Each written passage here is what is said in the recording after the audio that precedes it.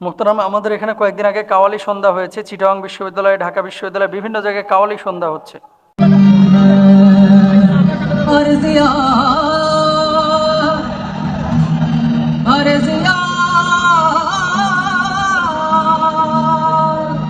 শুনেন, কাওয়ালির মধ্যে কিছু গান আছে হৃদয় টাচ করে, যদি আপনি মিউজিক ছাড়াও শুনেন।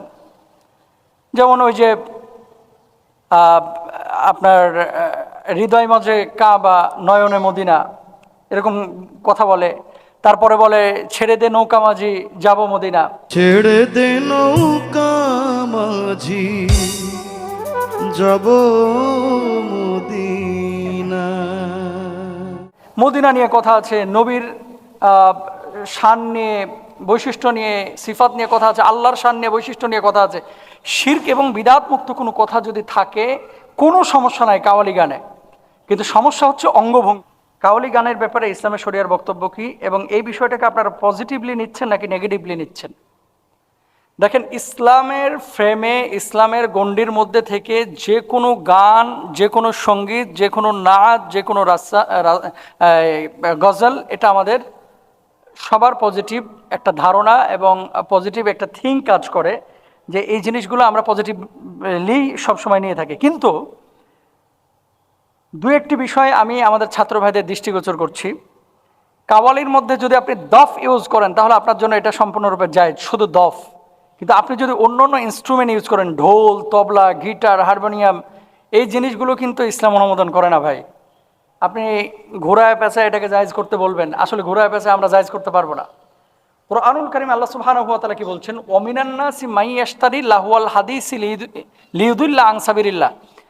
মনোযোগ দেন, আল্লাহ তাআলা সূরা লুকমানের 6 নম্বর আয়াতের মধ্যে বলছেন যে ওমিনান নাসি মাই ইয়াশতারি লাহওয়াল হাদিসি লিয়ুদিল্লা আন সাবিলিল্লাহ। মানুষের মধ্যে এমন কিছু মানুষ আছে যে মানুষগুলো আল্লাহর পথ থেকে বিচ্যুত করার উদ্দেশ্যে অজ্ঞতাবশত অবান্তর কথাবার্তা, গান বাজনা ক্রয় করে আল্লাহর পথকে ঠাট্টা বিদ্রূপ করে, ওদের জন্যই আছে অবমাননাকর শাস্তি।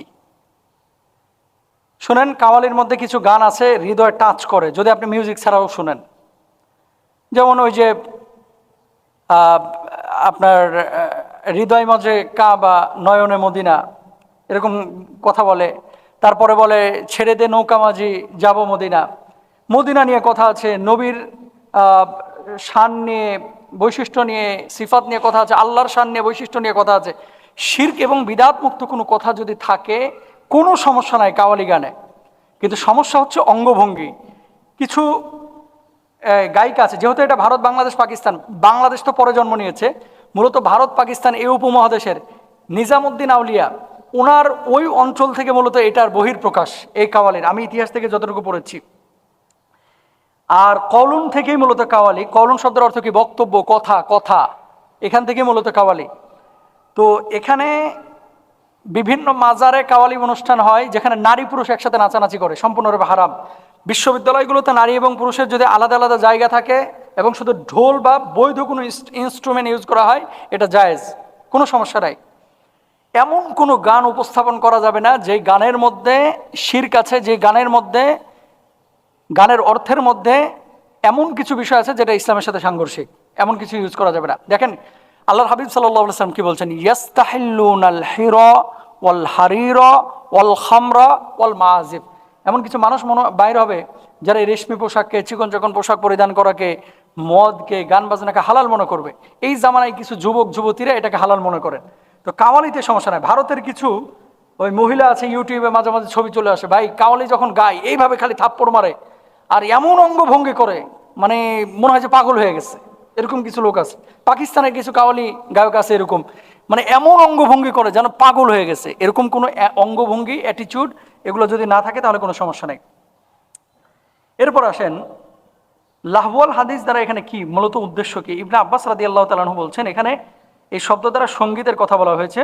মুজাহিদ রহমতুল্লাহ আলাইহি তিনি বলেছেন এটি তবলা, তাফসিরে তাবারির মধ্যে লিখেছেন। হাসান বসরি রহিমাহুল্লাহ তিনি বলছেন এই আয়াত অবতীর্ণ হয়েছে গান বাজনার ব্যাপারে। কয়জনের কথা বলেন? আব্দুল্লাহ ইবনে আব্বাস কথা বলেন, মুজাহিদ রহিমাহুল্লাহর কথা বলেন, হাসান বসরি রহিমাহুল্লাহর। ইবনে কাইয়িম রহিমাহুল্লাহ তার ইগাসাতুল লাহফানে বলেছেন, সাহাবা ইকরাম ও তাবেঈদের মধ্যে যারা লাহওয়াল হাদিসের ব্যাখ্যা সঙ্গীত করেছেন তারাই যথার্থ ব্যাখ্যা করেছেন। তাহলে কি কি বোঝা যায়? লাহওয়াল হাদিস, আজাইরা কথাবার্তা, পেঁচাল, উল্টাপাল্টা, যেটার কোনো মিনিং নাই, অর্থ নাই, খালি নাচানাচি গাওয়াগাই, এই ধরনের কোনো কাজ কোনো মুমিন করতে পারে না। এটা ইসলাম অনুমোদন করে না, যেটা আমরা করেছি। অবাক হইলাম, সম্ভবত চিটাগাং বিশ্ববিদ্যালয়ে আমার ভাইরা এটা যারা করেছেন বলছে, মোহতারাম এতদিন তো করতেই পারেনি, এখন তো করেছি। আরে ভাই, এখন তো আপনারা কেউ বাধা দেওয়ার নাই, তাহলে আপনি সেভাবেই করেন যতটুকু আপনার জন্য বৈধতা আছে। শরিয়ার কিন্তু একটা লিমিটেশন আছে ভাই, সীমাবদ্ধতা আছে। আপনি চাইলেই সব কিছু যুক্তি দিয়ে জায়েজ করে ফেলতে পারবেন না। হ্যাঁ, স্বাধীনতার আগে এক অবস্থা ছিল, স্বাধীনতার পরে এক অবস্থা, আপনি অনেক কথা বলবেন। সব অবস্থার বড় অবস্থা হচ্ছে আল্লাহ সুবহানাহু ওয়া তাআলা কি বলেছেন। যা আল্লাহ বলেছেন করব, যা আল্লাহ বলেন নাই তা করব না, এটাই হচ্ছে ফুল অ্যান্ড ফাইনাল। সুতরাং কাওয়ালিকে আমরা পজিটিভলি নিচ্ছি। কাওয়ালির মধ্যে যে ইনস্ট্রুমেন্ট, এই বিষয়গুলো আমাদের ভাবা উচিত এবং কারেকশন করা উচিত। ছেলে মেয়েরা যেখানে কাওয়ালি শুনতেছে, মেয়েদের জন্য আলাদা জায়গা, মাহফিলে যেরকম থাকে, ছেলেদের জন্য আলাদা জায়গা, এরকম থাকা উচিত। আজানের সময় মাইকের শব্দটাকে, আওয়াজটাকে উঁচু না করে নিচু করা উচিত।